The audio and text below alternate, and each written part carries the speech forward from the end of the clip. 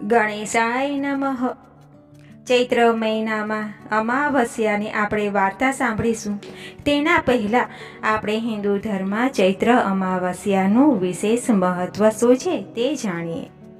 આ દિવસે પિતૃઓની પૂજા, તર્પણ અને પિંડદાન કરવાથી પિતૃઓની આત્માને શાંતિ મળે છે અને પિતૃદોષમાંથી મુક્તિ મળે છે. આ દિવસે પવિત્ર નદીઓમાં સ્નાન કરવું, દાન કરવું અને શનિદેવની પૂજા કરવી પણ શુભ માનવામાં આવે છે.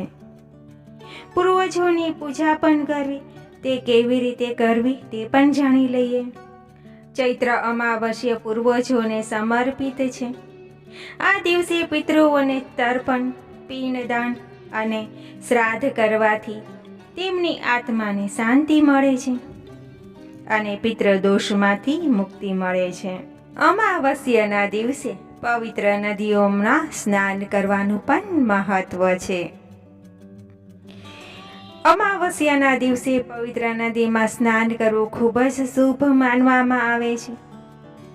એવું માનવામાં આવે છે કે તેનાથી પાપોનો નાશ થાય છે અને પુણ્યની પ્રાપ્તિ થાય છે.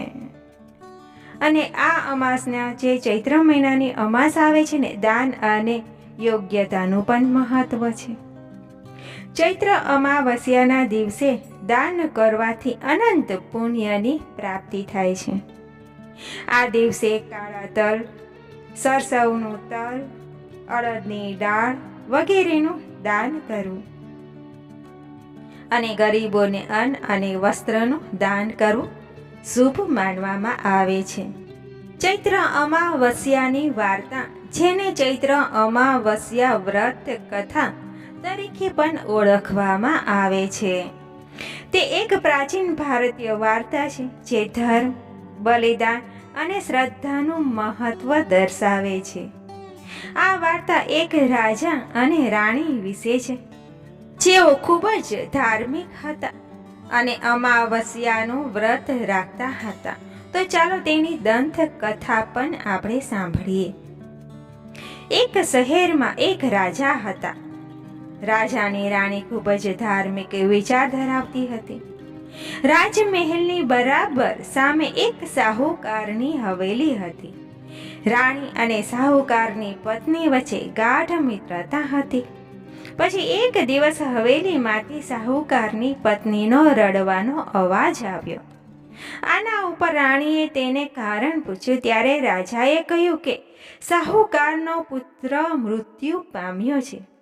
રાણી આવા દુઃખથી વંચિત હતી, તેથી તેણીએ ફરી એકવાર રાજાને પૂછ્યું કે આ દુઃખ શું છે. આના ઉપર રાજાએ કહ્યું કે તારો એકનો એક પુત્ર મૃત્યુ પામશે ત્યારે તમને સમજાશે.